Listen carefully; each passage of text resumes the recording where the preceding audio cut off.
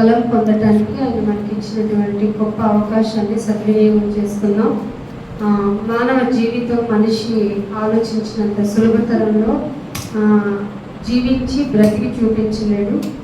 ఆ విషయాన్ని మనం గ్రహిస్తే తప్ప ఆయన ఇచ్చిన ధన్యత అనేది మన జీవన ప్రమాణాలలో ఉంచుకుంటే, అంటే ఆయన ఇచ్చే మనం అనుభవిస్తున్న ప్రతిదీ ఆయన ఇచ్చిన కృప అనేటువంటి విషయాన్ని కనుక మన హృదయంలో పెట్టుకుంటే మీలో ఆయన గురించిన నిర్లక్ష్యం ఉండదు. సెకండ్కి ఆయన పెంచుతున్న ఆయుష్ కానీ, ఇస్తున్న ఆహారాన్ని కానీ, వస్త్రాన్ని కానీ, నీరు, మనకేది అవసరమైతే ఉందో ఆ అవసరాన్ని మొత్తాన్ని మనము ఎవరి దగ్గర నుంచి పొందుకుంటున్నాం అనేటువంటి విచక్షణ కనుక నీకుంటే, ఎవరైతే ఆయన ధన్యతను అనుభవించేవాళ్ళుగా ఉంటారో ఆయన మీద ఎక్కువ శ్రద్ధలు చూపుతారు. లేకుంటే ఏమనిపిస్తుంది అంటే మనము నెమ్మదిగా ఉన్నాం, మనం సాధించుకున్నాం, మనకు తెలిసింది చేస్తున్నాం, అదే భక్తి అనుకుంటూ మనల్ని మోసపెచ్చుకునేటువంటి పరిస్థితుల్లోనికి వెళ్ళిపోతున్నాం. ఇది ఎక్కడి వరకు వెళ్ళిపోయింది అంటే దేవుడికి నేను తప్ప ఎవరున్నారు అక్కడ వరకు వెళ్ళిపోయింది. ఒక ప్రవక్త కూడా ఇలాగే అనుకున్నాడు, దేవా ఇంకెవరున్నారు, నేను తప్ప ఇంకెవరు లేరు, నేనే కదా నీకు అన్నీ చేయగలిగేది, రోషంగా బ్రతికిన వాడిని కదా అని చెప్పి, అంటే బలికి మొక్కని రోషమ కలిగిన వాళ్ళు నాకు so people, number of the people ఉన్నారని చెప్పాడు. సో మనిషి ఊహించుకున్నట్లుగా దేవుడికి నువ్వేం దిక్కు కాదు, నేనేం దిక్కు కాదు, నువ్వు గనక నిలబడకపోతే, నువ్వు గనక ఆయన గురించి ఒక ధ్వజస్తంభంగా, అంబాసిడర్గా నువ్వు గనక ఉండకపోతే, అంటే రాయబారిగా కనుక నువ్వు ఉండకపోతే నీ ప్లేస్లో ఇంకొకరిని నిలబెడతాడు. అందుకనే ఆయన అన్నాడు, నీ ఉద్యోగము ఇంకొకరి. మనం దేవుడికి చేస్తుంది ఏంటో తెలుసా? ఉద్యోగం. ఎవరికి ఈ విషయం తట్టదు. మనం బయటికి వెళ్ళి ఇప్పటికిప్పుడు తెచ్చుకొని సంపాదించుకున్న దాని ద్వారా వచ్చే డబ్బుల్ని మనం ఏమనుకుంటాం, ఉద్యోగం చేస్తున్నాం, డబ్బులు సంపాదించుకుంటున్నాం. అసలు పని ఇది. ఏమిటది? చక్కగా వచ్చి వినాలి, వినిందాన్ని హృదయంలో పెట్టుకోవాలి, పెట్టుకున్న మాటల్ని గైకొనాలి, గైకొంటూ ఎట్టి పరిస్థితుల్లో ఆ మాటల్ని నేను ఇంప్లిమెంట్ చేయాలి నా జీవితంలో. ఇవి కదా, ఇవి చేయాలి. కానీ మనిషి ఇవి ఆలోచించడం లేదు సరికదా, ప్రతిదీ నేను చేసుకుంటున్నదే అంటున్నాడు. అందుకే ఎవరు ఎలా ప్రవర్తిస్తున్నారో చెప్పడానికి ఏ విధంగా విగ్రహారాధన మొదలైపోయింది, మనిషి దేని గురించి ఆలోచించాలో దాన్ని ఆలోచించుకోకపోవడం వల్ల ఏం చేస్తున్నాడు అనేదాన్ని 12వ వచనం నుంచి కూడా స్టార్ట్ చేయాలి మాటని. ఒకసారి చూద్దాం. 44వ అధ్యాయము 12వ వచనంలో కూడా తీసుకుని ముందుకు వెళ్దాము. ఎవరంట? కమ్మరి. కమ్మరి ఎందుకు వచ్చాడు దేవుడు విషయానికి వచ్చేటప్పటికి అంటే, మనిషి తన ఊహ వల్ల ఎంత ఎక్స్ట్రీమ్కి వెళ్ళిపోయాడు. ఆ ఆలోచన ఏదైతే రాకూడదో దాన్ని మనిషి ఎలా ఇంప్లిమెంట్ చేశాడో చెప్తూ కమ్మరి ఏం చేశాడట?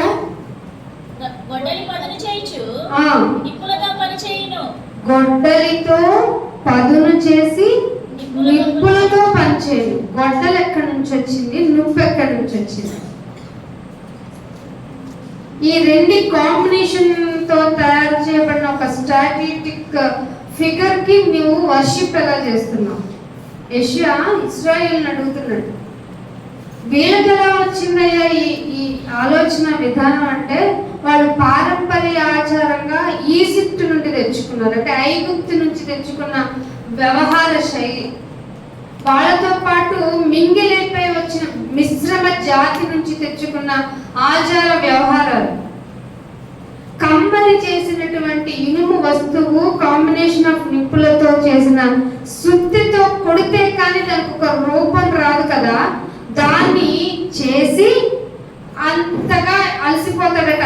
చేసిన అతనికి ఏమన్నా పవర్స్ ఉన్నాయంటే కమ్మరికి ఏం లేవట, ఎనర్జీ లేదంట. అంత పని చేసిన అతనికి ఏమవుతుంది? ఆకలి అవుతుంది. ఆకలి అయ్యి అతడు బలమంతా క్షీణించిపోతుంది, నీళ్లు తాగకపోతే స్పృహ కోల్పోతాడు. ఏది ఇంత మంచి విగ్రహంలో ఏదో ఉంది, విగ్రహం నుంచి ఏదైనా సాధించవచ్చు, విగ్రహం పెట్టుకుని నిగ్రహంగా ఉండొచ్చు అంటే ఆ విగ్రహాన్ని చేసినటువంటి కమ్మరి ఏ వస్తువులు తీసుకున్నాడు, ఏ కాంబినేషన్ తో అది విగ్రహం తయారైంది, ఆ విగ్రహాన్ని చేసిన అతనికి వచ్చే శక్తి ఏంటి? విగ్రహంలోనే అంత శక్తి ఉంటే విగ్రహాన్ని చేసిన అటువంటి వ్యక్తికి ఏ శక్తులు ఉంటాయంటే ఏ ఉండదు నాయన, సొమ్మసిల్లిపోతాడు, దాహం వచ్చి తాగలేక నీళ్లు లేకపోతే స్పృహ కోల్పోతాడు, అతడు తొందరగా ఆకలేస్తుంది. అర్థమైందా? సో ఆ కాంబినేషన్ ఆఫ్ స్టాట్యూటిక్ ఫిగర్ అవ్వకండి అని మళ్ళీ ఎవరు తెచ్చారు? కమ్మరితో పాటు 13వ వచనంలో వడ్లవాడు కంపాస్ పెట్టి ఈ మెజర్మెంట్ లో ఈ విధంగా ఇన్ని అడుగుల ఎత్తులో, ఇన్ని అడుగుల వెడల్పులో ఇంత భారీ విగ్రహాన్ని చేసుకుంటే ఎంత బాగుంటుంది. దేవుడు అంటే ఇంత ఆకారంలో ఉంటాడు కదా అని మనిషి ఆలోచించుకుంటున్నాడట. కానీ బైబిల్ ఏం చెప్పింది? నా సింహాసనము, ఆకాశమే నా సింహాసనము, భూమి నేను పాదం పెట్టుకునే పీఠము వంటిది. ఇప్పుడు చేయండి, ఎంత ఈక్వల్ గా నన్ను చేసి చూపించగలరు మీరు? అందుకే బైబిల్ దగ్గరికి రావాలి అందరూ. బైబిల్ దగ్గరికి వస్తే నువ్వు పాటిస్తున్నా, లేదా నువ్వు పూజిస్తున్నా, నువ్వు వర్షిప్పింగ్ చేస్తున్నా, ఐడల్ తోటి నువ్వు చేస్తున్న పూజా విధానం ఎంత వెర్రితనమో తెలుస్తుంది. ఇంకేమంటున్నాడు ఇక్కడ? వడ్లవాడు నూలు వేసి చూర్ణముతో గీత గీసి చిత్రికలతో దాన్ని చక్కగా చేసి కర్కాటకముతో అంటే కంపాస్ తో గుర్తులు పెట్టి దాన్ని రూపించును. ఇంత చేస్తే మందిరంలో దాన్ని స్థాపించడానికి దానికి ఏ రూపం ఇస్తాడు? నర రూపం. దేవుడు నర అవుతారా? దేవుడు అనేటువంటి శక్తి కలిగిన ఆ ఎటర్నల్ లైఫ్ ని మనకిస్తానన్న దేవుడు నర రూపంలో ఉంటాడా?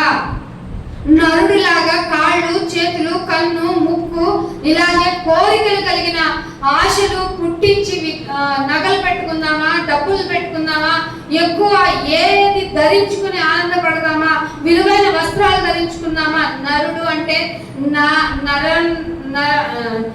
ఏవైతే కోరికలు కలిగి ఉంటాయో మనిషికి, ఆ విధంగా దేవుడు కూడా ఉంటే దేవునికి నరునికి ఏంటి డిఫరెన్స్? అదే అంటున్నాడు, ఇంత మెజర్మెంట్స్ తోటి గీతలు గీసి చిత్రం చేసి ఒక నరరూప ఆకారాన్ని తీసుకొచ్చి దాన్ని ఎక్కడ స్థాపించాలనుకుంటాడట? మందిరములో. దాన్ని మళ్ళీ ఇంకెలా చేస్తాడట?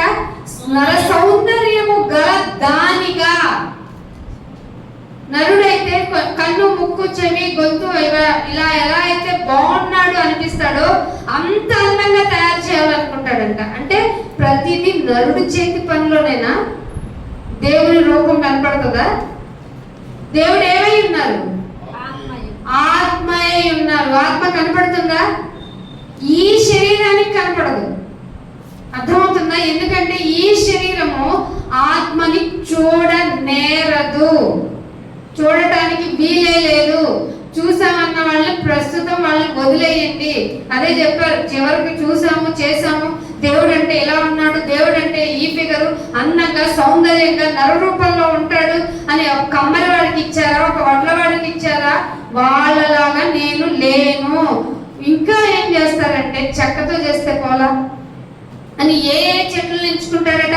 14వ వచనంలో దేవదారు చెట్లు ఎంచుకుంటాడు, శ్మశాన వృక్షాన్ని ఎంచుకుంటాడు, సరళ వృక్షాన్ని ఎంచుకుంటాడు, సింధూర వృక్షాన్ని ఎంచుకుంటాడు. ఇదేమి దొరకపోతే అడవిలో పెద్ద మంచి వృక్షాన్ని. వృక్షం అంటే బాగా పెద్ద చెట్టు అని మన వాడుక భాషలో. దేవుడు మరి ఈ చెట్లు ఇచ్చింది ఎవరు? అదే అంటున్నాడు, ఇన్ని చెట్లలో ఒక దాన్ని మీరు చెట్ల నుంచి తీసుకుని పెడతారు కదా, అసలు చెట్టు నాటిన తర్వాత వర్షాన్ని ఇచ్చేది ఎవరు? చెప్పండి, వర్షాన్ని ఇచ్చేది ఎవరు? దేవుడు కదా. మరి ఆయన్ని కదా నువ్వు పూజించాలి, ఆయన గురించి కదా నువ్వు ఆలోచించాలి. ఇవన్నీ కాదని అడవిలోకి పోయి సింధూర వృక్షంతో చేయనా, లేకపోతే దేవదారు వృక్షంతో చేయనా, లేకపోతే ఇంకేమైనా సరళ వృక్షంతో చేయనా? ఇదేమి దొరకకపోతే ఏదో ఒక చెట్టు తెచ్చి దాంతో చక్కం చేసి దాంతో నేను దేవుడు అనుకొని చూడనా? అసలు చెట్టు పెంచడానికి ఏం కావాలి? వర్షం కదా కావాలి. ఆ వర్షాన్ని ఎవరు ఇస్తారు? ఆలోచించారా? వర్షము ఎవరిస్తారో తెలిస్తే, వర్షము వల్ల ఏంటి ఉపయోగం అని తెలిస్తే, నువ్వు మొక్కలకి, మొక్కల నుంచి వచ్చే చెక్కలకి పూజ చెయ్యనే చెయ్యవు. అందుకే ఇదే ఇర్మియా, ఒకసారి ఇర్మియా గ్రంథం 50వ అధ్యాయం చూడండి. ఇర్మియా గ్రంథము 50వ అధ్యాయము 38వ వచనం చూద్దాం. 50వ అధ్యాయము 38వ వచనం. నీళ్లకు ఏమిటట? నీళ్లకు నీళ్లకు ఎద్దడి తగులును. ఏం తగ్గుతుంది? ఎద్దడి. ఎద్దడి అంటే తెలుసా ఎవరికన్నా? నీళ్లకు ఎద్దడి తగులును, అవి ఇంకిపోవును. అవి ఇంకిపోవును. అది చెక్కబడిన విగ్రహములు గల దేశము. ఏంటట? అది చెక్కబడిన. నీళ్ళు ఎక్కడి నుంచి వచ్చాయో, నీళ్లు ఎక్కడికి వెళ్ళిపోతున్నాయో తెలియని వాళ్ళు చెక్కని తీసుకుంటున్నారు. చెక్క దేని నుంచి వస్తుంది? వృక్షం నుంచి వస్తుంది. ఆ వృక్షం బతకాలన్నా, అది వృక్షం అవ్వాలన్నా ముందు ఏమవ్వాలి? మొక్క అవ్వాలి. ఆ మొక్క పెరగడానికి భూమిలో ఇంకిపోయిన నీళ్లు కదా దానికి ఉపయోగపడతాయి. దానికి ఎక్కడి నుంచి వచ్చినాయి శక్తులు? మరి నువ్వు ఆలోచించావా? యెషయా గారు ఇదే చెప్తున్నారు, ఇర్మియా గారు ఇదే చెప్తున్నారు. ఒక 15-20 రోజులు వర్షం లేకపోతే వర్షం ఎక్కడున్నా అనుకో దిగులు పడ్డాం. కానీ ఈ మనం పెట్టుకున్న ఈ లోకం ఆలోచించి ఒక ఆకారాన్ని, నర రూప దేవత ఆకారాన్ని పెట్టుకున్న ఏ ఆకారం ఇచ్చింది నీకు వర్షము? నువ్వు మొక్క వేసావు, వర్షం దాన్ని పెంచింది అని సింపుల్ గా చెప్పలేదైనా. ముందు నువ్వు ఆలోచించు, వర్షాన్ని ఇచ్చింది ఎవరు? ఇదే 51వ అధ్యాయము 36లో కూడా చూడండి. ఇర్మియా గ్రంథము. యెహోవా ఇలాగ సెలవిచ్చుచున్నాడు, ఆలకించుము, నీ వ్యాజ్యమును నేను జరిగింతును, నీ నిమిత్తము నేనే పగ తీర్చుకుంటా, దాని సముద్రమును నేను ఎండ కట్టెదను. నీకు ఎక్కడ నిప్పు పెడితే, ఎక్కడ ఏది తుంచేస్తే నీకు బొర్ర ఎలుగుతుందో అక్కడ మొదలెడతా. దాని పవర్ ఎవరి చేతిలో ఉందో నీకు తెలియాలంటే సముద్రాన్ని ఎండ కట్టేది నేనే. ఆ ఓట వచ్చింది కదా నాయన, తప్పితే ఓటు రాదా? ఓటు కదా? ఓటని కూడా నేను ఇంకిపో చేసేదను. ఏ చెక్క ఇస్తుంది? కంశాలి పెట్టిన చెక్క విగ్రహం నీకు వర్షాన్ని ఇస్తుందా? ఇంకేమంటున్నాడు? కంపరి చేసిన ఒక ఇనుముతో అగ్నితో కలిపి చేసిన అతను అలసిపోతాడే, అతనికే శక్తి ఉండదే. అతడు నిర్మించిన ఆ విగ్రహంలో ఏ పవర్ని నువ్వు కనుగొన్నావు? నన్ను వదిలేయటానికి, నన్ను మర్చిపోవటానికి, నన్ను పూజించకుండా ఉండటానికి నీకు కనిపించిన అధికారం ఏంటి విగ్రహంలో? ఇది దేవుడు అడుగుతున్నాడు. ఇంకా 13వ వచనంలో చూడండి, 15వ వచనం చూడండి. యెషయా గ్రంథం 44వ అధ్యాయము 14వ వచనం చూడండి. ఏం చేయాలి అనుకుంటున్నాడట? నరకవలెనని. దేవదారు వృక్షం కదా, దానికి ఏవో పవర్ ఉంటది కదా, అది దగ్గరికి వెళ్తే ఏమైనా చేస్తుంది అనుకుంటున్నారేమో. అస్సలు లేదు. ఒకడు ఏమనుకుంటున్నాడట? చెట్టుని నరకాలనుకుంటున్నాడట. సరళ వృక్షము గాని, సింధూర వృక్షము గాని, అడవి ఇవేం దొరకలేదు అనుకోండి, అడవిలోకి వెళ్ళిపోతాడంట. ఏం చేయడానికి? చెక్కని తెచ్చుకోవడానికి. అడవిని పెంచి పోషిస్తుంది ఎవరు? మరి నీకు కావాల్సింది చెక్క. బాబు నేను చక్కనై ఉన్నాను, చక్కగా నన్ను నిర్మించు, చక్క నుంచి నీకు అన్ని దీవెనలు నేను ఇస్తానని చెప్పాడా? చెక్క దొరకకపోతే నువ్వు ఎక్కడికి వెళ్ళిపోతావు? అడవిలో కూడా వెళ్ళిపోతున్నావు ఏంటి నాయన? చెక్కను వృక్షంలో ఏదో ఒకదాన్ని తీసుకొను. ఒకడు చెట్టు నాటితే వర్షము దాన్ని వృక్షంగా కదా చేస్తుంది. అలాగే ఇంకొకటి 15వ వచనంలో, ఒకడు పొయ్య కట్టెలకు దాన్ని ఉపయోగిస్తాడు. అడవిలోకి వెళ్ళి ఏం తెచ్చుకుంటాడు? కట్టెలు తెచ్చుకుని పొయ్యిలో పెట్టుకుంటాడు. ఒకడు వాటిలో కొంత తీసుకొని ఏం చేస్తాడు? చలి వేసుకుంటాడు, చలిమంట కాల్చుకుంటాడు. ఒకడు నిప్పును రాజబెట్టి ఏం చేసుకుంటాడు? రొట్టె కాల్చుకుంటాడు. దీంతోనే ఒకడు ఏం చేస్తాడు తెలుసా? కాంబినేషన్ తుండి కలిపి, తుండు అంటే టవలు. చాలా మంది విగ్రహారాధన చేసేటప్పుడు ఏం చేస్తారట? కాంబినేషన్ చెక్క విత్ తుండు అదే రాశాడు. ఏం చేస్తున్నారు మీరు? నా ఆకారం ఏంటి? నా యొక్క రూపం ఏమిటి? మీరు చేసే కాంబినేషన్స్ ఏంటి? ఒకడు ఏం చేస్తున్నాడట? ఒక తుండు తీసుకుని దాంతో ఒక దేవతని చేస్తాడంట. తుండు అవ్వాలంటే ఏముండాలి? దారాలు ఉండాలి. దారాలు కావాలంటే ఏం చేయాలి? పత్తి నుండి తీయాలి. పత్తి ఎక్కడి నుంచి వస్తుంది?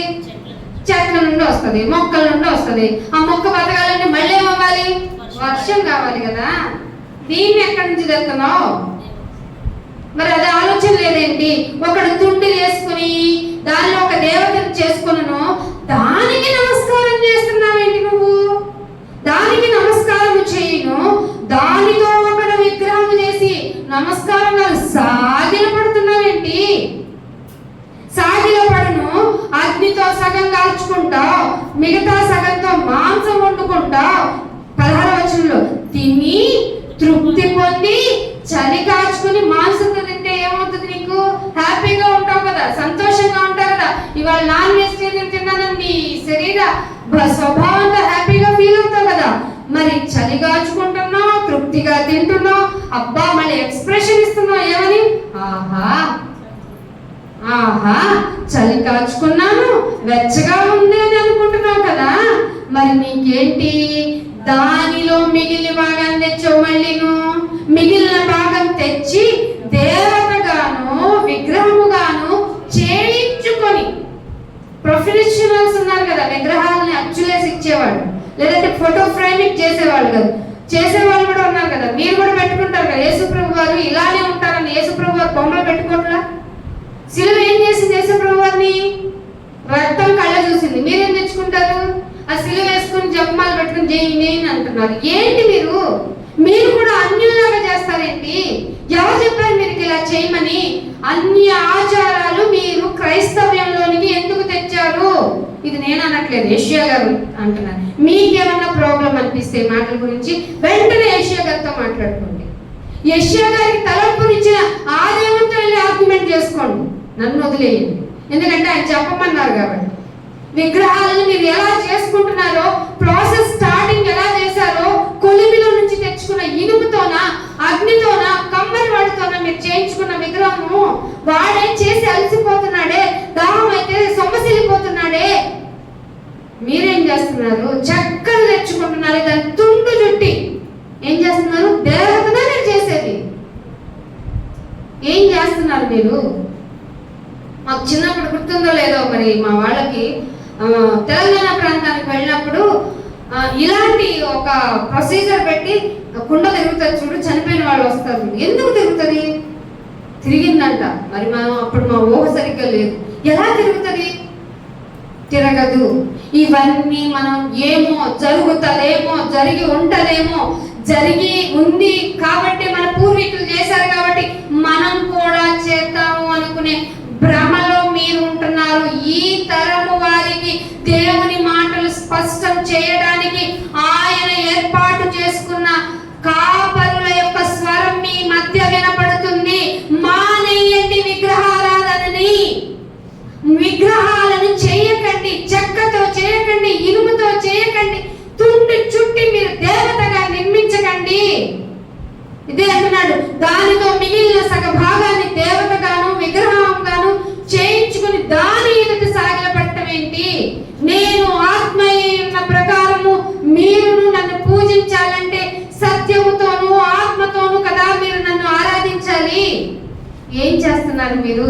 మీరెందుకు ఒక విగ్రహం చేసుకుంటున్నారు? మీరు దానికి సాగిలపడి నమస్కారం చేస్తూ ఏం చెప్తున్నారట? నీవే దేవుడవు. తుండు దేవుడా, చెక్క దేవుడా, ఇనుము దేవుడా, అగ్నితో మింగులు చేయించబడిన ఇనుము అచ్చు నీకు దేవుడా? ఎలా అయింది చెప్పు?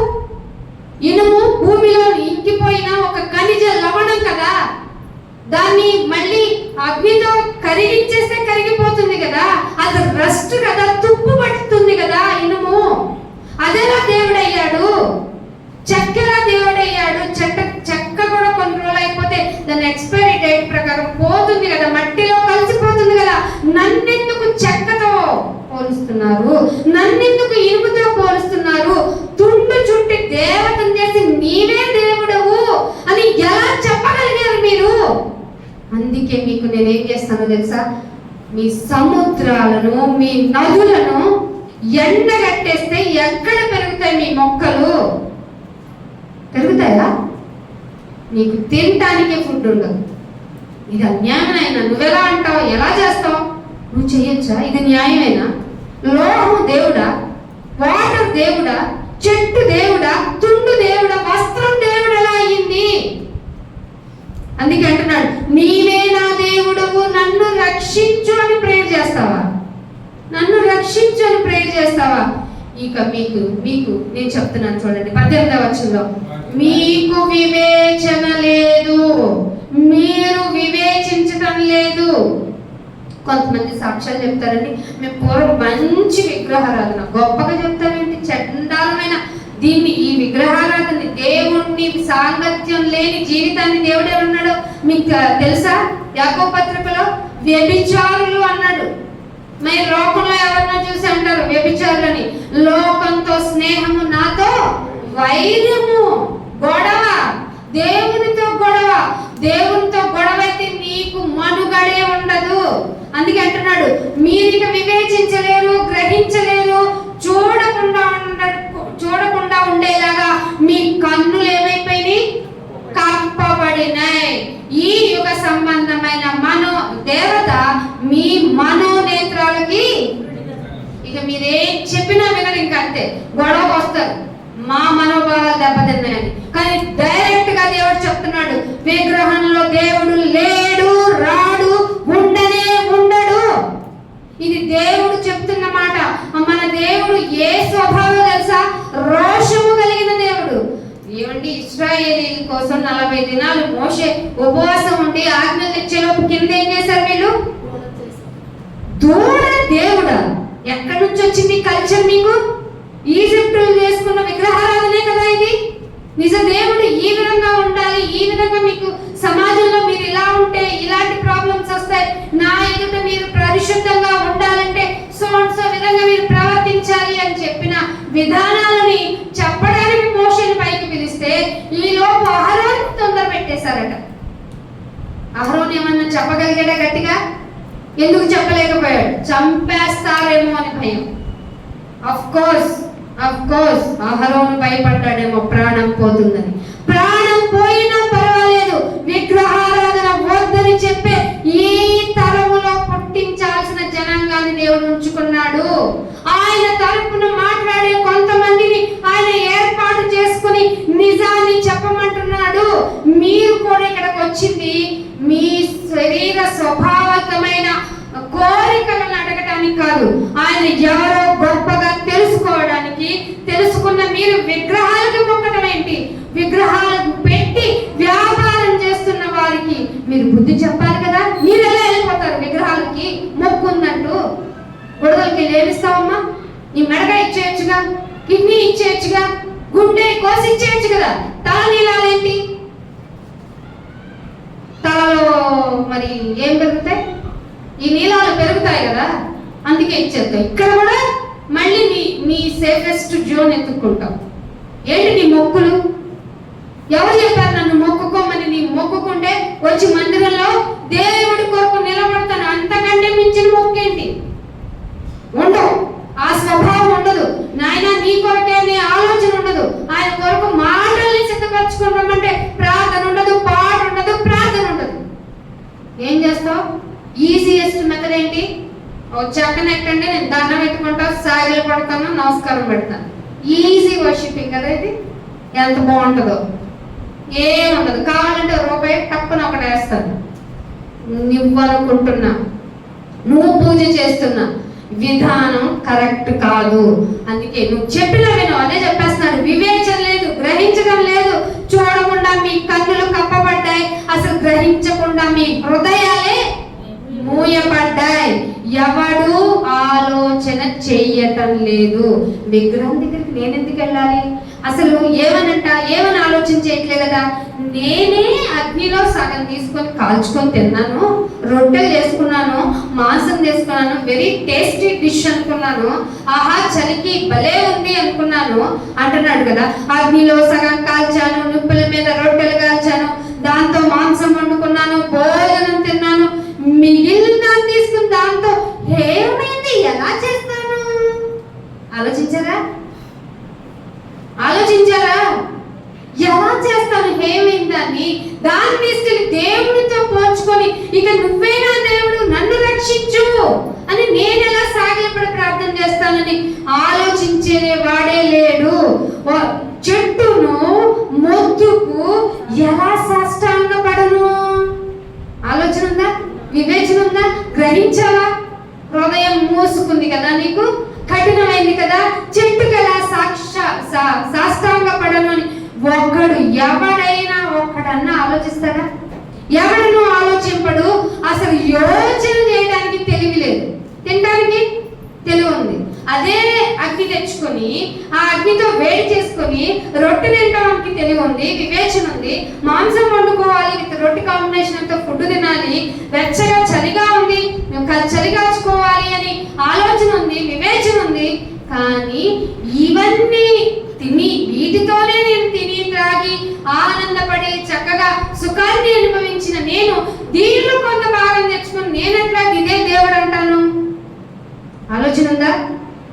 ఇందుకే బయలుదేరమన్నాడు మిమ్మల్ని. మీరు ఇక్కడికి వచ్చింది ఆషామాషిగా ఉండటానికి కాదు, పొలోమని భక్తి చేయడానికి కాదు. మీ పాట ఎవరికి కావాలి? మీ ప్రార్థన ఎవరికి కావాలి? నా కొరకు సాక్షులు కావాలి. సరళ వృక్షము కలిగిన దాన్ని తెచ్చుకొని ఒకటి పూజ చేసి నేనే దేవుడు అంటున్నాడు. ఇదిగో నువ్వే దేవుడివి, నన్ను రక్షించు అంటున్నాడు. అలాంటి వాళ్ళకి నిజ దేవుడు ఉన్నవాడైన దేవుని గురించి మీకు కలిగితే అవగాహన మీ ఇంట్లో చెప్తారు కదా, మీ వాడలో చెప్తారు కదా, మీ ఊరిలో చెప్తారు కదా. అందుకే సంఘం బయటకు వెళ్ళాలి, వీధిలోనికి వెళ్ళాలి, ఆయన గురించి సాక్ష్యం ఇవ్వాలి, ప్రచురణ చేయాలి, అడ్వర్టైజ్ చేయాలి, ప్లకార్డులు పట్టుకోవాలి. నిజ దేవుడు ఆయన ఆత్మరూపి అని చెప్పాలి. మీరు కూడా విగ్రహాన్ని చెక్కలు పెట్టుకుని ఊరేగింపులు చేస్తారా? ఎంత అన్యాయం! అదే అంటున్నాడు, ఎవడను ఆలోచింపడు, యోచించడు. ఎవనికి తెలివి లేదు, వివేచన లేదు. తెలివి కావాలి. క్రైస్తవులైన వారికి తెలివి కావాలి, వివేచన కావాలి, ఆయన గురించిన అవగాహన మినిమం ఉండాలి. ఎవరు చెప్పారు యేసు ప్రభు వారు ఇలాగే ఉంటారని?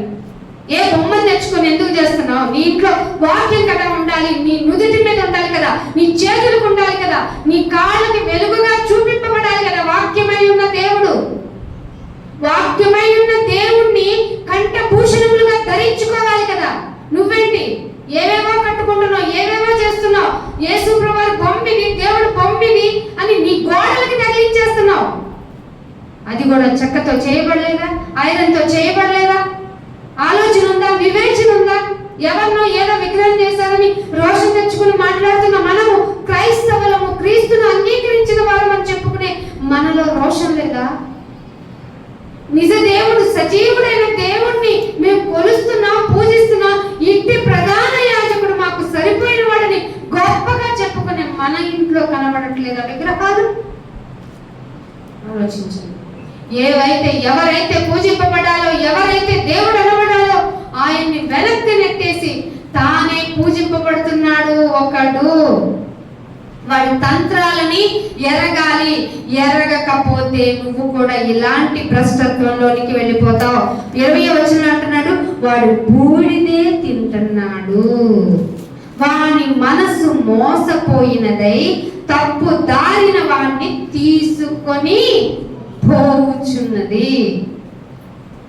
కొమ్మరి చేసింది గాని, లేకపోతే ఈ చెక్కతో చేసిన వాళ్ళు కానీ, వడ్లవాడు చేసింది కానీ, వడ్లవాడు అంటే వడ్రంగి, కార్పెంటర్, ఏ మెజర్మెంట్స్ తో చేసిన వాడు కానీ, ఇవన్నీ చేస్తున్నవాడు, ఆ చేసిన వాటికి నైవేద్యం పెట్టినవాడు, వాడు ఆ స్టాటిక్ జీవం లేని దానికి సాష్టాంగ పడిపోయి నీవే దేవుడివి రక్షించు అని చెప్తున్నవాడు బూడిద తింటున్నాడు.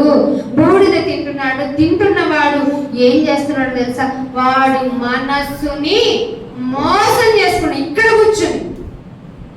కూర్చొని ఏం చేసుకుంటున్నాడు? తన మనస్సును మోసం చేస్తున్నాడు. ఏంటి నష్టం? తీసుకెళ్లి నరకంలో పడేస్తాడు. తప్పు దారిన వాడిని తీసుకొని పోతున్నాడు. వాడు తన ఆత్మను, ఇది మన దేవుడికి అవసరమైంది, నీ శరీరం కాదు. ఏం అవసరం? ఆత్మను రక్షించుకొన జాలడనియు, నా కుడి చేతిలో ఉంది అబద్ధము కదా అని అనుకొనుటకు వాడి బుద్ధి సరిపోదు. ఈ విగ్రహారాధన చేసేవాళ్ళు కానీ, విగ్రహాల్లో దేవతను చూసుకుని మమ్మల్ని రక్షిపము అనే వాళ్ళకి కానీ బుద్ధి లేదు, రాదు. దేవుణ్ణి ఎస్టిమేట్ చేయలేరు. నేను తినటం దీనిలోనే, కాల్చుకుంటుంది చలి కాల్చుకుంటుంది దీనిలోనే, నేను ఎలా దీన్నే తీసి సగ భాగం ఏమైంది చేసుకుంటున్నాను, దానికే ప్రణమిల్లి నన్ను రక్షించు అని అంటున్నానని బుద్ధి తెచ్చుకోలేరు, వివేచింపరు, గ్రహింపరు. వాడి హృదయం మూసి వేయబడితే ఎలా గ్రహిస్తారు? ఇవన్నీ ఎలా గ్రహిస్తారు? అందుకే యాకోబు, ఇశ్రాయేలు, యాకోబు, నూతన యాకోబులు ఎవరు? నూతన ఇశ్రాయేల్స్ ఎవరు? క్రైస్తవులే, క్రీస్తుని అంగీకరించిన వాళ్ళే. వీటిని నువ్వు జ్ఞాపకం చేసుకో. నీవు నా సేవకుడవు.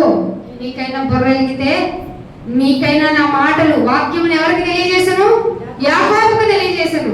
ఇప్పుడు నీకు నేను తెలియజేస్తుంది ఏంటంటే, నీవు నా సేవకుడవు, నేనే నిన్ను కన్స్ట్రక్షన్ చేశా. నిర్మాణము, నీ పుట్టుక నిర్మాణం అంటే ఏంటంటారు తెలుసా? ఇంటిని నిర్మించాం, బ్రిడ్జిని నిర్మించాం, ఇంకేమున్నాయి? పెద్ద పెద్ద నిర్మాణాలు చేస్తున్నారు కదా, పెద్ద పెద్ద కట్టడాల నిర్మాణాన్ని నిర్మించాం అంటారు. మరి ఇక్కడైతే నిన్ను నిర్మించాను అంటాడు. నీ కన్ను ఎవరు చేయలేదు. ఇంకేమున్నాయి చెప్పండి? అవయవ దానాలను మొదలెట్టారే, ఈవెన్ దానిలో బ్లడ్ కూడా ఉంది, దానిలో సెల్స్ ఉన్నాయి, ప్లాస్మా సెల్స్ ఉన్నాయి. ఇవన్నీ ఎవరు అసలు సెల్నే ఎవరు చేయలేదు. సెల్లు అంటే కణము. ఈ శరీరంలో కొన్ని కొన్ని కొన్ని కొన్ని కణాలు పర్డేకి లక్షల్లో కోట్లలో చనిపోతాయి, కానీ నువ్వు చనిపోవటం. సెల్ డివిజన్ జరిగితేనే నువ్వు బతికున్నావు. నిన్ను నిర్మించాను. ఎవరంటే మనల్ని నిర్మించింది? గాలికి పుట్టల, ఆశలు కోరికలకు ఎవరికో మేల్కి ఫిమేల్కి కలిగితే పుట్టల. ఒక వ్యక్తి అన్నాడు కదా, అమ్మ నాన్న ఆవేశం వల్ల నేను పుట్టానని. అవునంట, ఎందుకు పుట్టాలంట అని మనం అనుకున్నాం. బైబిల్ దగ్గరకు వస్తేనే కదా మనకు అర్థమైంది. ఎవరో ఆవేశంతో కాదు, దేవుని ఆవేశంతో నీ నిర్మాణము, నీ కట్టడ జరిగింది. అందుకే గర్భంలో ఉన్నప్పుడు నిన్ను చూసుకున్నాడు. అందుకే 2 కళ్ళు ఉన్నాయి, 2 కళ్ళలో గుడ్డిది అవ్వలేదు, మెలకన్ను అవ్వలేదు. అయినా ఒకవేళ గుడ్డివాడిగా కుంటివాడిగా నువ్వు పుట్టిన నా మహిమ నిమిత్తమే నువ్వు అలా పుట్టావు. కాళ్ళు ఎందుకు వచ్చాయి? చేతులు ఎందుకున్నాయి? 2 చేతులు మళ్ళీ విభజింపబడి 5 వేలుగా ఎందుకైనాయి? నాకు అక్కర్లేదు 5 వేలు, 1 వేలు చాలు కదా, 2 వేలు చాలు కదా. ఎందుకు 32 పళ్ళు ఉన్నాయి? ఎందుకు నీ కనుగుడ్డు ఉంది? ఎందుకు ఈ తంబు ఉంది? ఈ తంబు యొక్క ముద్ర ఇంకెవరికి లేదేంటి? ఆలోచించావా? నిర్మాణం, ఇది నిర్మాణం. బ్లడ్ డొనేట్ చేయమంటున్నాం, తయారు చేసుకోవచ్చు కదా. అన్నీ తెలుసు మనకి, కాంబినేషన్ ఏమేమి ఉన్నాయో బ్లడ్ లో, కానీ బ్లడ్ ని తయారు చేసుకోలేకపోతున్నాం. బ్లడ్ ని ఏమంటున్నాం? దానం చేయండి, బ్లడ్ డొనేట్ చేయండి. ఎందుకు వచ్చినాయి? దేవుడి నిర్మాణం కనుక. నేనే నిన్ను నిర్మించి ఉన్నాను. యాకోబు విను, నేనే నువ్వు నా సేవకుడవు, నేను నిన్ను నిర్మించాను. ఇశ్రాయేలును నాకు సర్వెంట్వి, నేను నిన్ను మరిచిపోజాలను. ఇది గుర్తుపెట్టుకోండి. నిర్మించబడిన నిన్ను ఇన్ని వేల కోట్ల మంది, 800 కోట్ల మందిలో ఎవరిని గుర్తుపెట్టుకుంటాడు? ఇది మనిషి ఆలోచన. కానీ దేవుడు ఏమంటున్నాడు, నేను నిన్ను మరచిపోజాలను. గుర్తుపెట్టుకో, నీ వరస సంఖ్య ప్రకారం నిన్ను పిలుస్తాను. పిలిచే లోపు నువ్వు ప్రత్యక్షమవ్వాలి నా సింహాసనం ఎదుట. మంచిదైనా చెడ్డదైనా ఏది పలికినా వై దిస్ చెప్పు, నువ్వు చెప్పు, ఎందుకు మాట్లాడావు ఈ మాట? నువ్వు ఒక బోధ చేసేదాన్ని, బోధకుడివి, ఎందుకు నా గురించి చెప్పాల్సిన విధంగా నువ్వు చెప్పలేదు? బల్ల తీసుకుంటున్నప్పుడు నన్ను జ్ఞాపకం చేసుకో, జ్ఞాపకం చేసుకోవడం అంటున్న నీవు నేను వచ్చేంత వరకు నా గురించి ప్రచురణ చెయ్యి. ఇది నీ డ్యూటీ, నా సేవకుడవి, నీకు ఉద్యోగం ఇచ్చాను, నేను ఎందుకు చేయలేదు? జీతం ఎట్లా అడుగుతావు నా దగ్గరికి వచ్చి? నువ్వు అడగడం. నేను నిన్ను మర్చిపోచాలను, మంచు విడిపోనట్లుగా నేను నీ అతిక్రమాలు. మంచి ఏమైపోద్ది ఉంటదా? అతిక్రమాలన్నీ అలా తీసుకొస్తాను. నీ అతిక్రమాలు మబ్బు తొలగిపోయేలాగా నీ పాపాలు తుడిచివేశాను. నిర్మించిన నేను, వింటానని వచ్చిన నీకు. ఇశ్రాయేలు, యాకోబు వింటున్నావా? నూతన ఇశ్రాయేలు, నూతన యాకోబు వింటున్నావా? మబ్బు ఎలా విడిపోద్దో, మంచు ఎలా విడిపోద్దో, నీ అతిక్రమాలను మబ్బు విడిపోయినట్లుగా చేసింది నేను. ఏమని చేస్తున్నావు ప్రార్థన? నీ అతిక్రమం, నీ పాపం చూపించి ఎవరైనా తీస్తారేమో. నేను తీశాను, నీ పాపమును తుడిచివేసి ఉన్నాను, అసలు నిన్ను విమోచించాను. నా యొద్దకు మళ్ళుకో. ఏమంటున్నాడు? రోషం వచ్చిన తండ్రి మళ్ళీ ఏమంటున్నాడు? టర్న్ అయిపో. నీకు నిజం చెప్పాను, విగ్రహాలు చేసే వాళ్ళకి బుద్ధి లేదు, హృదయం మూసుకుపోయింది. ఆ మూసుకుపోయిన హృదయంతో వాళ్ళు చెట్టుకు మొక్కుతున్నారు, విగ్రహమైన లోహానికి మొక్కుతున్నారు. నీకు నేను వాక్యాన్ని తెలియజేశాను, నిన్ను నిర్మించాను, నా సేవకుడిగా, సేవకురాలిగా. అంటే మీకు ఇక్కడ ఆత్మగా నేను చెప్పు మాటలు ఆత్మయ్యి ఉన్నాయి అన్నారు యేసుప్రభు గారు. ఇప్పుడు నేను పురుషులకు చెప్పాలా, స్త్రీలకు చెప్పాలా? చెప్పండి మీరు. ఆత్మయ్య ఉన్న ఇరువురికి చెప్పాలి. అర్థమవుతుందా? ఒక బ్యాటరీ ఉందనుకోండి, ఒక బొమ్మలో, ఆడ బొమ్మలో ఉంటే ఆడ సెల్ అంటామా, మగ బొమ్మలో అంటే మగ సెల్ అంటామా? సెల్కి అసలు ఆడ మగ ఉంటాయా? అలాగే మన ఈ శరీరంలో ఆత్మ ఒక బ్యాటరీ. మనము ఆత్మలో ఉన్నంత కాలం మోటివేట్ అవుతూ ఉంటాం, మూవ్ అవుతూ ఉంటాం, ఆలోచిస్తాం, గ్రహిస్తాం, వివేచన కలిగి ఉంటాం, బుద్ధి తెచ్చుకుంటాం, ఎవరు నిర్మించాలో తెలుసుకుంటాం. ఇవన్నీ లేవు అంటే అర్థం ఏమిటో తెలుసా? ఆత్మని కప్పేసా అని అర్థం. శరీరం డామినేట్ చేస్తుందని అర్థం. నీకు ఈ రెండు విడిగా ఉన్నాయని తెలియాలంటే ఆయన మాట అర్థం అవ్వాలి. ఆయన మాట అర్థమైతే నిన్నెందుకు విమోచించాడో అర్థం అవ్వాలి. ఏంటా విమోచన అంటే నీ అతిక్రమం, క్రమాన్ని దాటిన అతిక్రమం ఏంటో తెలియాలి. ఆజ్ఞ అతిక్రమమే పాపం అని తెలియాలి. ఏంటా ఆజ్ఞ? పండు తినొద్దు అన్నాడు అప్పుడు. ఇప్పుడు నా గుడి మానొద్దు, నా ఆజ్ఞల ప్రకారం నడుచుకో అన్నాడు. చేస్తున్నారా? ఒక రోజు వస్తే రెండో రోజు కనపడవు, రెండో రోజు వస్తే 4 రోజులు రెస్ట్ తీసుకుంటావు. నీకేం కావాలి? రోజు ఆక్సిజన్ ఇవ్వాలి, రోజు ఫుడ్ ఇవ్వాలి, రోజు వాటర్ ఇవ్వాలి, ధరించుకోవడానికి బట్టలు ఇవ్వాలి, ఇంకా మంచి గృహంలో ఉండాలి. కానీ నేను మాత్రం నీ దగ్గరికి నాకు ఇష్టమైనప్పుడు వస్తానంటే అది క్రమమా, అతిక్రమమా? ఏది అతిక్రమం? ఫ్యామిలీ ఎంత రాలేకపోతున్నారంటే నువ్వు ఏముంది నీ సాక్ష్యం ఇంట్లో? నీ మాట ప్రకారం ఫ్యామిలీ అంతా నడవట్లేదంటే ఏంటి నీ సాక్ష్యం?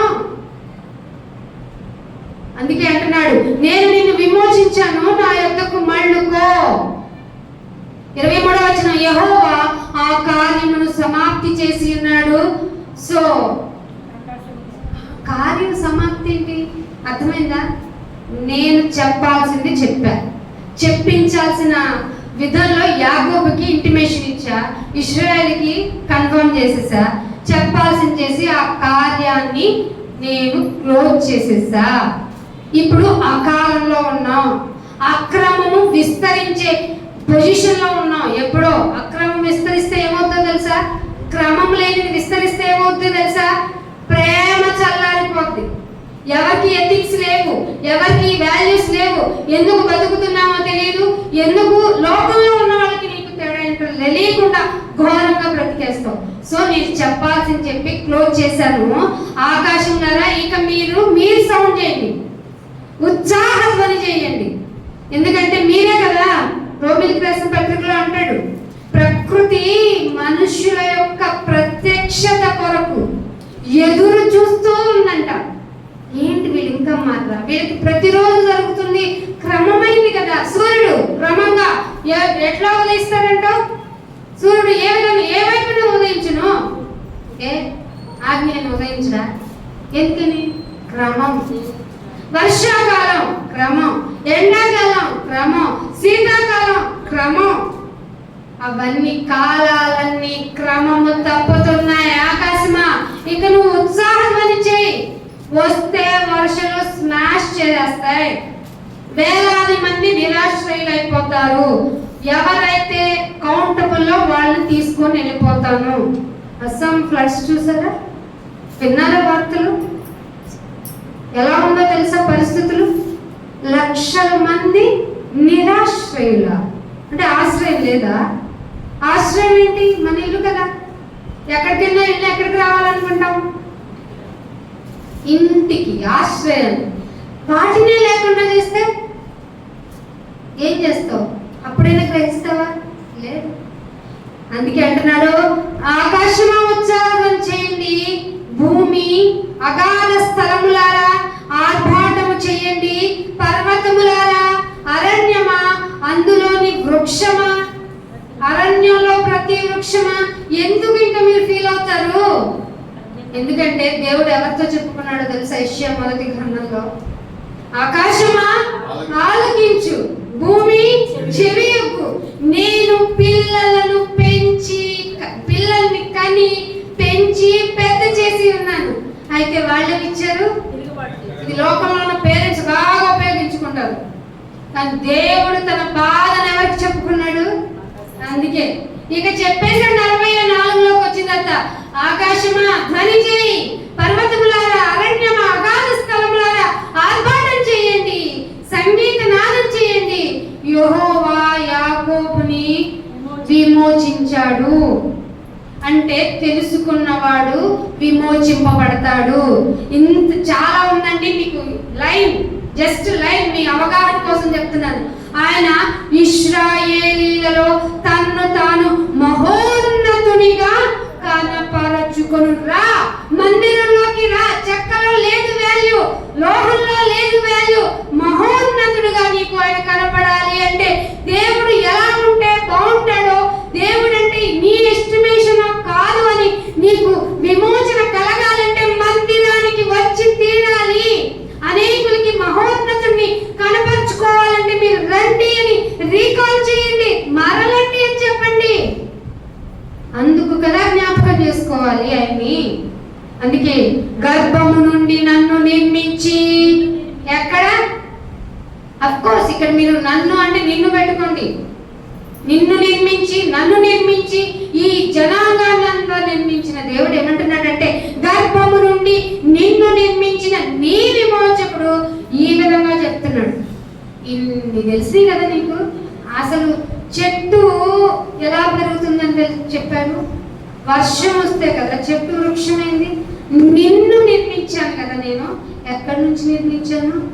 తండ్రి నుంచి, తల్లి గర్భంలోకి తీసుకొచ్చాడు. 8 నెలలు తల్లి గర్భంలో ఈ శరీరం భూమి మీదకి ఉండవలసిన విధంగా ఆకారాన్ని తయారు చేసుకుంటానికి కావలసిన సమయమే 8 నెలలు. అందుకే మీరు చూడండి, ఎక్కడ తల్లి కనిను ఉండదు. మీరు చూడండి, యేసుప్రభు వారు వంశావళి చెప్తూ ఎక్కడి నుంచి మొదలెట్టి అబ్రహాము ఆదాము నుంచి మొదలుపెట్టి అందరూ ఆదాములో నుంచి వచ్చిన వారే. ఎక్కడి నుంచి వచ్చారట? ఆదాములో. ఈ అప్రాచులు, ఈ దుర్మార్గులు, దుష్టులు ఆడపిల్ల పుట్టిందేంటి మళ్ళీ అని ఎవరిని ఇసుకిస్తారు? ఎవరిని ఇబ్బంది పెడతారు? తండ్రిలో ఉండే X chromosome why chromosome combination depends upon male or female. ఇది దేవుని క్రోనాలజీ, కాస్మాలజీ మించినది జెనెటికల్ వ్యూలో. ఇవన్నీ మీకు తెలియాలంటే మహోన్నతుడిని కనపరుచుకునే విధానం మందిరంలో చూపించాల్సింది కాపరి. మందిరంలోనికి వచ్చిన తర్వాత దశమ భాగం ఒక్కటే కాదు, సజీవ యాగంగా నేను కదా నిన్ను నిర్మించాను,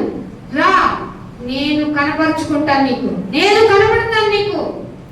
శరీరంతో ఉంటే కనపడు, శరీరంతో ఉన్న నీకు వాక్య రూపకంగా ఇప్పుడు ఏమై ఉన్నాడు ఆయన మనకి? దేవుడు ఏమై ఉన్నాడు? వాక్యముగా పూర్వము శరీరము ధరించుకొని మన విమోచన కొరకు సిలువ మీద బలి అయిన ఆయన ఇప్పుడు వాక్య ప్రకారంగా మనతో, మనలో, మన దగ్గర, మన హృదయంలో ఉండటానికి ఇష్టపడుతున్నాడు. అందుకే అంటున్నాడు, సమస్తమును జరిగించువాడను నేనొకడినే. చెట్టు కాదా? మొక్కేసావేంటి మరి? మొక్క కాదా? నీళ్లు పోసి చుట్టూ తిరిగేసావేంటి మరి? ఇది లోహపు విగ్రహం కాదా? కాదు, సమస్తమును జరిగించువాడను నేనే. మహోన్నతుడు కనపరుచుకుంటున్నాడు. నేనేం చేశానంటే ఆకాశమును విశాలపరిచాను. చాలా మంది సైంటిస్టులు చెప్తున్నారు, ఇప్పటికీ ఆకాశము విస్తరిస్తూనే ఉంది. ఎవరు విస్తరిస్తారు? బైబిల్లో దొరికింది సమాధానం. ఆకాశమును విశాలపరచువాడను నేనే, భూమిని పరచిన వాడను. తనంతట తానే బిగ్ బ్యాంగ్ థియరీ, పెద్ద శబ్దంతో ఏమైపోయిందట? భూమి ఏర్పడిందా? నేను సమస్తమును. మీకు ఎలా ఉందో చదువుకున్న నాకు చాలా బాధేసింది. అందుకే ఒక మాట చూపిస్తారు. కీర్తన గ్రంథము, కీర్తన 81వ కీర్తన. ఈ మాటను ఇలాగే ఉంచండి. 81వ కీర్తన 12వ వచనం. 81వ కీర్తన 12వ వచనం. కాబట్టి వారు తమ స్వకీయ ఆలోచన, సొంత ఆలోచన దేవుని దగ్గర పనిచేయదు. ప్రియులారా వినండి, మన సొంత ఆలోచన తిందాం, తాగుదాం, ఆడదాం అనిపిస్తుంది. స్వకీయ ఆలోచన బట్టి నడుచుకున్నట్లు వారిని హృదయ కాఠిన్యమునకు అప్పగించేశాను. అందుకే నేనేమంటున్నాను తెలుసా? సొంత ఆలోచన కలిగి నేను ఒకప్పుడు ఏమన్నాను తెలుసా? దేవుడు ఎక్కడ? దేవుడు అంటే ఎవరు? ఎథిస్ట్ గా బతికారు నా జీవితం. దేవుడు లేడన్నాను. దేవుడు లేడని నాకు బుద్ధి చెప్పాడు. ఏమన్నా తెలుసా? దేవుడు లేడని బుద్ధిహీనులు తమ హృదయంలో అనుకుంటారు. చంప చెడునట్టు కొట్టాడు. మీకు కొట్టలేదా? అందుకే మీలో రోషం లేదు. ఎలా పిలిచాడు మిమ్మల్ని దేవుడు? ఎందుకు వచ్చారు మరి? ఏమన్నా దొరుకుతుందని వచ్చారా? ఆల్రెడీ ఇచ్చేసానన్నాడే. నిన్ను పిలవలేదా? నువ్వు ఎలా బతికాడు? నీ బతుకు ఎలా ఉంది? లోకంలో ఉన్నప్పుడు అసహ్యమైంది కదా, చిరాకు తెప్పించేది కదా, మనుషులందరూ నిన్ను ఎడం చేసిన జీవితం కదా. ఆ ఎడమైన జీవితంలో నీ సొంత ఆలోచనతో బ్రతికితే ఏమైపోద్ది? హృదయం ఏమైపోద్ది? బాప్తిసం తీసుకుంటే నెక్స్ట్ ఇయర్ నువ్వు ఉంటావా? చెప్పు, ఉంటావా? ఉంటానంటావు అంటావు ఖచ్చితంగా. ఎందుకంటే నీ హృదయం అంత కఠినం. బాప్తిసం తీసుకోవాలని నీ బిడ్డకి నువ్వు చెప్పినా వాడు వినటం లేదంటే వాడు సొంత ఆలోచనలో ఉన్నాడేమో గ్రహించు.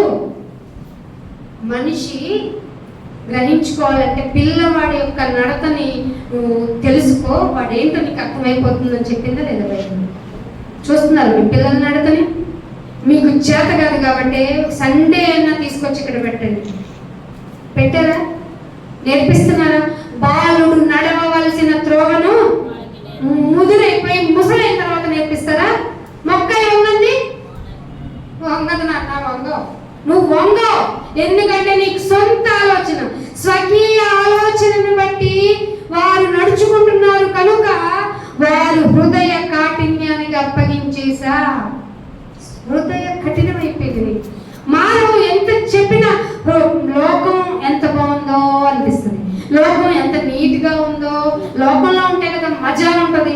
3 నెలల ముచ్చట లోకంలో మనం ఏం చేయాలి? ఎంజాయ్ చేయాలి. తిందామా, తాగుదామా, తినిన తర్వాత తాగిన తర్వాత హృదయ కఠినమైపోయిన తర్వాత దేవా నా ప్రాణమా యెహోవాను సన్నిధించు అంటుందా? ఏమంటది? హృదయ కాఠిన్యమైపోతే నా ప్రాణమా తిను, తాగు, సుఖించు. ఏం చెప్తాడు? సుఖించు. నీకు ఇంకా సరిపోలేదా? ఇవన్నీ పగలగొట్టి నీకు మళ్ళీ కొత్త గోడలు స్నేహం కట్టిస్తా అని ప్రాణంగా చెప్పుకుంటాడు. అదే హృదయం కఠినం కాకపోతే ఏమవుతుందో తెలుసా? దేవుని యొక్క మహోన్నత నీకు కనపడుతుంది. ఎంత కఠినంగా ఉన్నావు. అందుకే రోమిలికి రాసిన పత్రిక 1వ అధ్యాయం 21వ వచనంలో ముగింపుకు వచ్చేసాను. రోమిలికి రాసిన పత్రిక 1వ అధ్యాయము 21వ వచనం 24 చదివేయండి. ఈ హేతు చేత వారు తమ హృదయముల దురాశలను అనుసరించి, ఇంటికెళ్ళి చదవండి, దేనికి మొక్కకూడదు. అక్షయుడైన మొక్క ఏమైపోద్ది? క్షయమైపోద్ది, అంటే నశించిపోద్ది. చెట్టు ఏమైపోద్ది? నశించిపోద్ది. ఏమైపోద్ది? ఇనుముతో చేసే, ఇత్తడితో చేయి, బంగారంతో చేయి, వజ్ర వైడూర్యాలైన ఒక రోజు కరిగిపోతాయి. ఈ లోకంలో కనిపించే దొరికే లోహాలతో చేసిన ఏదైనా అసలు లోకమే ఉండదే. యేసు ప్రభువు రెండో రాకడలో ఏమవుతుంది? భూమి ఆకాశ శక్తులు కదిలించబడి ఈ భూమి ఏమైపోద్ది కదా. మరి ఈ లోకపు వాటితో చేస్తావేంటి? క్షయమైన వాటితో చేస్తావేంటి? దేవుణ్ణి చేసి నీవే నన్ను రక్షించంటావేంటి? కానీ దేవుడు ఎవరట? అక్షయుడు, ఎప్పటికీ నశించని వాడు. క్షయుడకు దేవుని మహిమను అక్షయుడకు దేవుని మహిమను క్షయమైపోయే మనిషి రూపం చూపిస్తావేంటి? మనిషి రూపంలో ఉన్నాడంటావేంటి?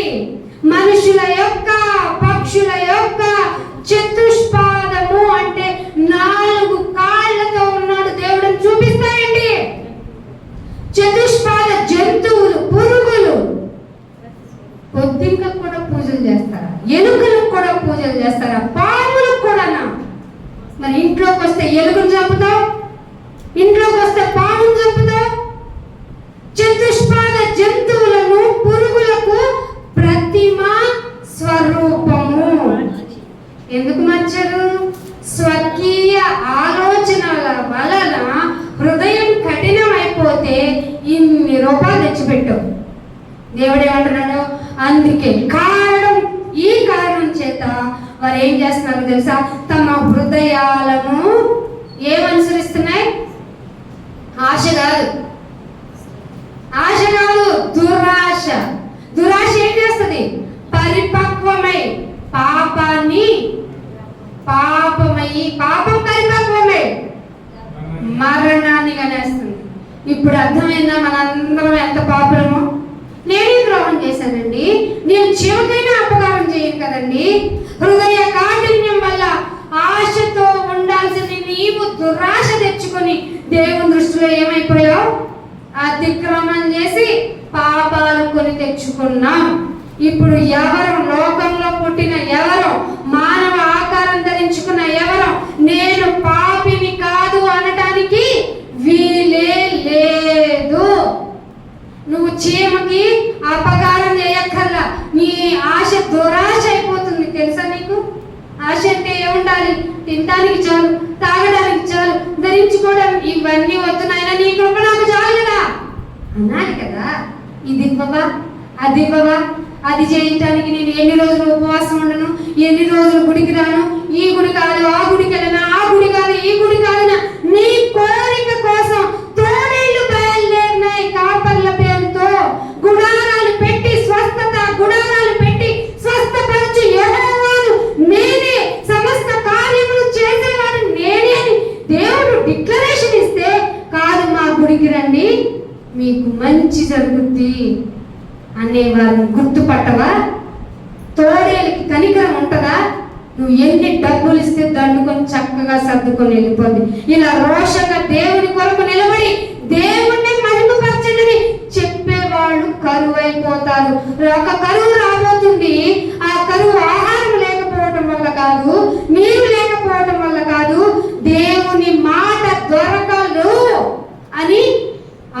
అని ఒక కరువు అంట. అప్పుడు నువ్వేం చేస్తావు? ఉత్తర దిక్కుకి వెళ్ళనా, దక్షిణ దిక్కుకి వెళ్ళనా, ఈ ప్రాంతం వెళ్ళనా, ఆ ఖండం తిరుగునా అంటావు.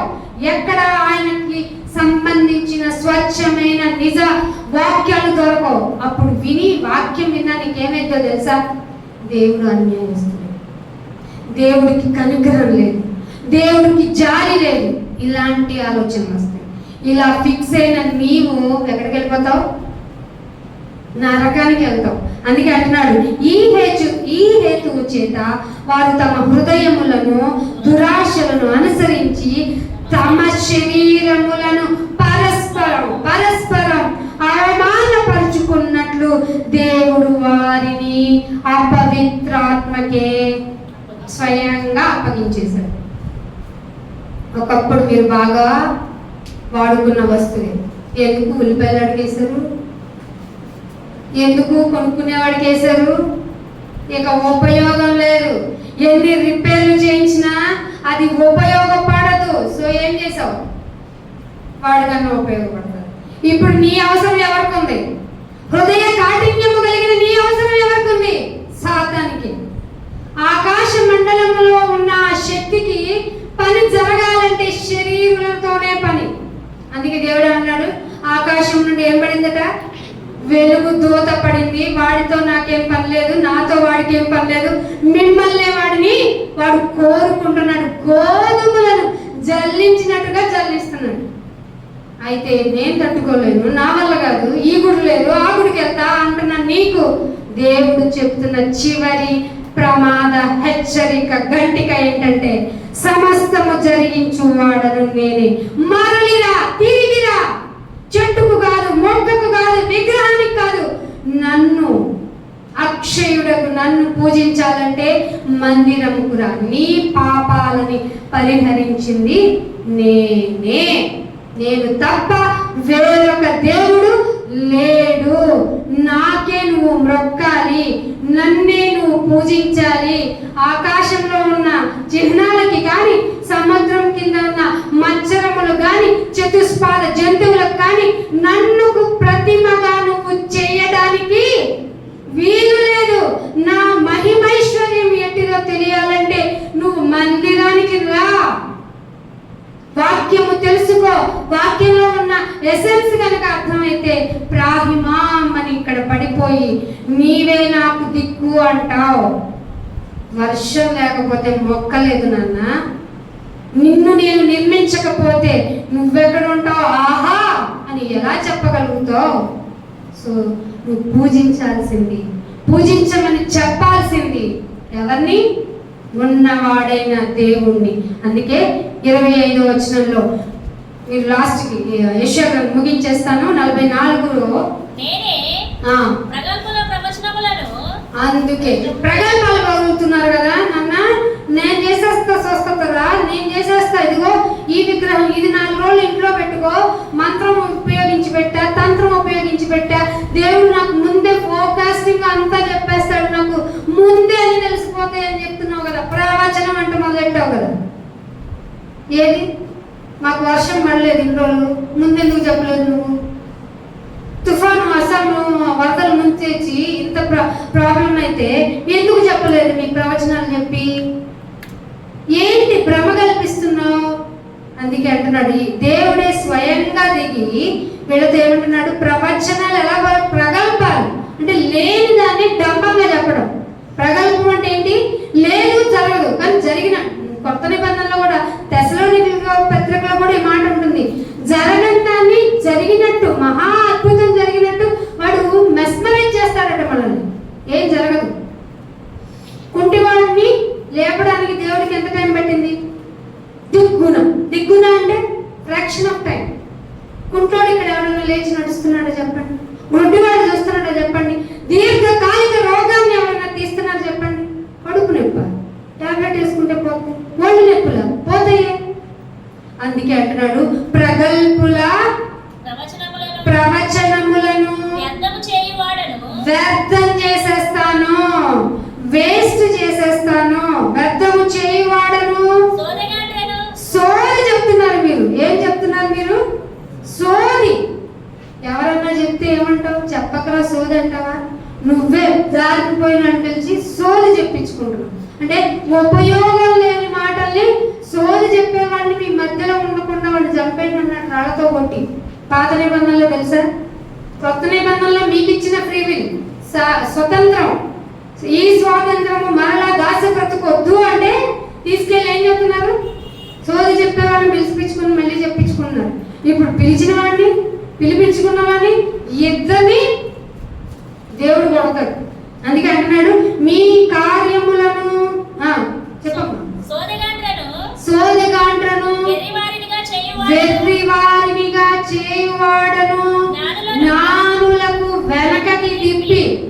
చాలా జ్ఞానం తెలుసా, నా నాలెడ్జ్ ఏంటో తెలుసా, నా నాలెడ్జ్ ఇది కొనుక్కున్నా, అది కనిపెట్టా, ఇది కనిపెట్టా అన్న వారిని కూడా జ్ఞానం నాకు ప్రకృతిలో ఉన్నదే కదా కనిపెట్టాడు.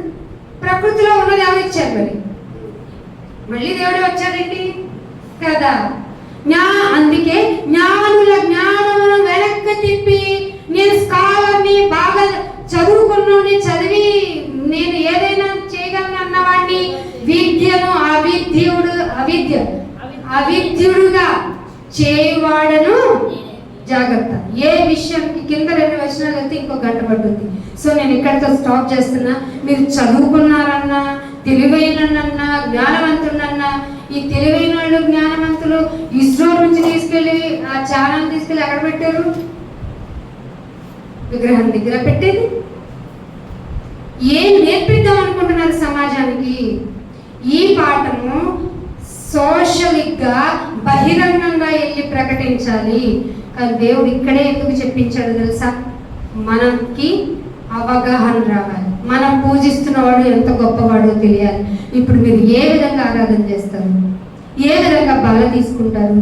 నాయన, నేను ఒకప్పుడు, నా జీవితం ఒకప్పుడు మొక్క, చెట్టు, విగ్రహం, లోహం వాటికి మొక్కిన జీవితం. ఇప్పుడు నన్ను మార్చుకున్న వాడకు, నన్ను నిర్మించుకున్న వాడవి. సో నువ్వే చెప్పావు నీ సేవకుడిని అని. నీ సేవకుడినైన నేను నీ గురించి చెప్పాలి, అందుకు నన్ను ఏర్పాటు చేసుకున్నావు అన్న విషయం నాకు ఇక అవగతమయ్యింది. నేను బయటకు వెళ్ళి నీ గురించి చెప్పాలి అంటే నేను టేబుల్లో, అదే బల్లలో చేతులు వేయాలి. చేతులు వేస్తున్న నేను మళ్ళీ నేను శాపగ్రస్తుడయ్యేలాగా నన్ను మార్చుకోకుండా బుద్ధి, జ్ఞానము, సర్వ సంపదలు కలిగిన వాక్యాన్ని నా హృదయంలో ఉంచుకుంటున్నాను. ఇంకా ఏమి ఇవ్వగలను నేను అనలేను. ఇక మిగిలింది నా జీవితమే. నా జీవితం నీకు అర్పణగా పెడుతున్న నేను నువ్వెలా బలైపోయావో, బలి ఇవ్వడానికి వెనుకాడని గొప్ప ప్రేమను కలిగిన తండ్రిగా నాకు ఎలాగున్నావో, నీ అద్వితీయ కుమారుడు చేసిన త్యాగాన్ని గుర్తు చేసుకుంటూ ఆ త్యాగాన్ని ప్రచురించడానికి బయటకు వెళ్తాను అని ప్రార్థన చేస్తారు, ఆరాధన చేస్తారు, బల్లలో చేతులు వేసి సిద్ధపడతారు. బుద్ధి కలిగిన వారు, హృదయము సాఫ్ట్గా ఉన్నవారు. కానీ చాలా మందికి హృదయం ఏమైపోయింది? కఠినమైపోయింది. సో దేవుడు మిమ్మల్ని దురాత్మకు అప్పగించకుండా ఇంకా టైం ఉంది కనుక మిమ్మల్ని మీరు మార్చుకోండి, ప్రార్థన చేసుకొని సంసిద్ధులు అవ్వండి. తండ్రి, ఇంకెంత వందనాలు చెల్లించుకుంటున్నాం. బుద్ధి లేని జీవితం, కఠినమైన హృదయం కలిగిన జీవితం బలి మార్చుకున్నాం నాయన. ఇది నీకు మాత్రమే సాధ్యం నాయన. లోకంలో బ్రతకాల్సిన వాడు, లోకమే మంచిది అనుకుంటున్నవాడు, ఈ లోకం నుండి వేరు చేసావు తండ్రి. ఎంత ప్రేమ నాయన. చిన్న తప్పు చేస్తేనే సమాజం ఒప్పుకోదు. ఎన్నెన్ని తప్పులు చేశావు నాయన. నువ్వు లేవు అన్న ఈ నోరుతోనే రోషం కలిగిన దేవుడుగా నన్ను ఆకర్షించు. నేనే సమస్తము చేయగలిగిన వాడునని నా చేతే చెప్పించు తండ్రి. ఏ విధంగా ఇంకా ఆరాధించు. ఇక నీవు తప్ప మాకు దిక్కు లేదు నాయన. అన్ని దిక్కులను నిర్మించిన నీవే దిక్కు కనుక నువ్వు ఏం చేయమంటే, నీ చిత్తం ఏదైతే, నీకు ఇష్టం ఏదైతే అది చేయడానికి మమ్మల్ని మేము సిద్ధపరచుకుంటున్నాం ఆయన.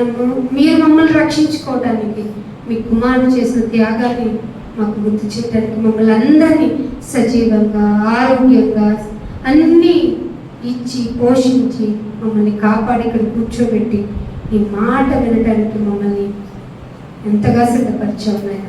మారుతాం దినదినము మమ్మల్ని మార్చుకుని కొరకు ఈ కృపను మాత్రమే చాలుకునే స్థితికి మమ్మల్ని తీసుకువెళ్ళండి నాయన.